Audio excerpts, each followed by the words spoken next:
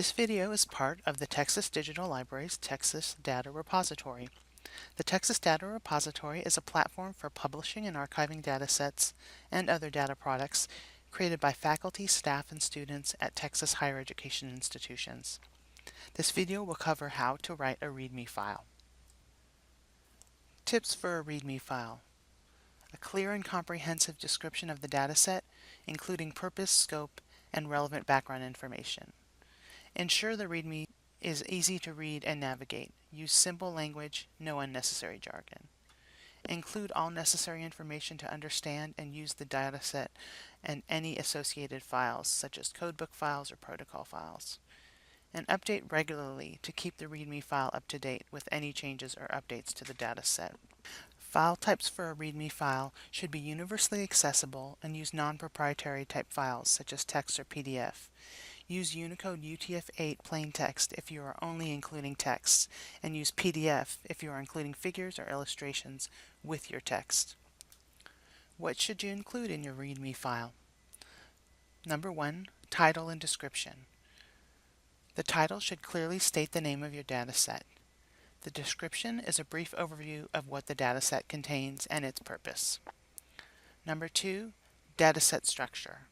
Files and directories should list and describe the files and directories included in the dataset. The schema should explain the structure of the data, including the file format, for example, CSV, PDF, JSON, XML, TIFF, or WAV, and the meaning of each column or field.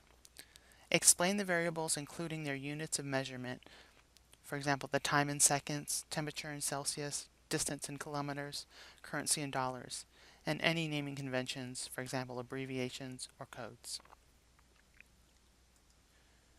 Number 3, data collection methods.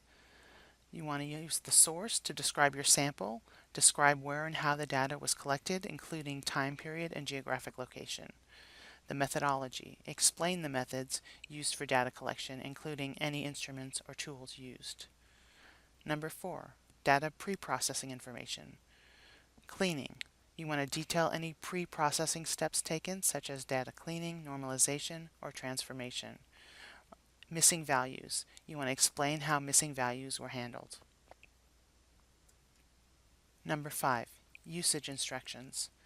Examples would provide examples of how to load and use the data set, include code snippets if applicable.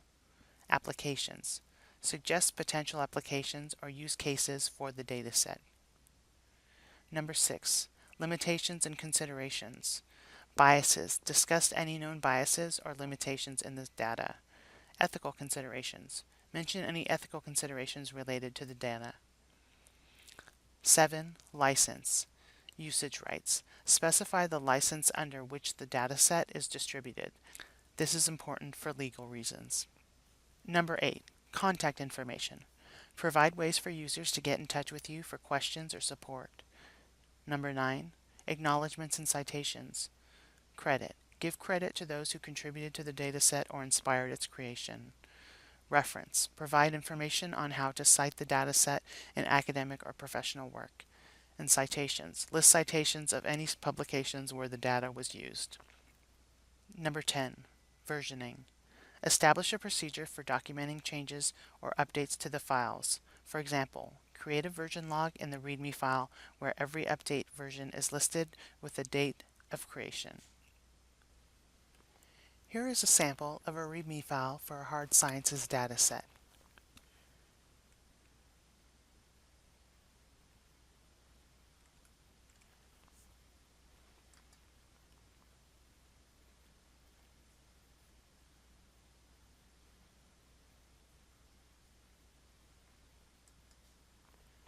Here is a sample for humanities dataset.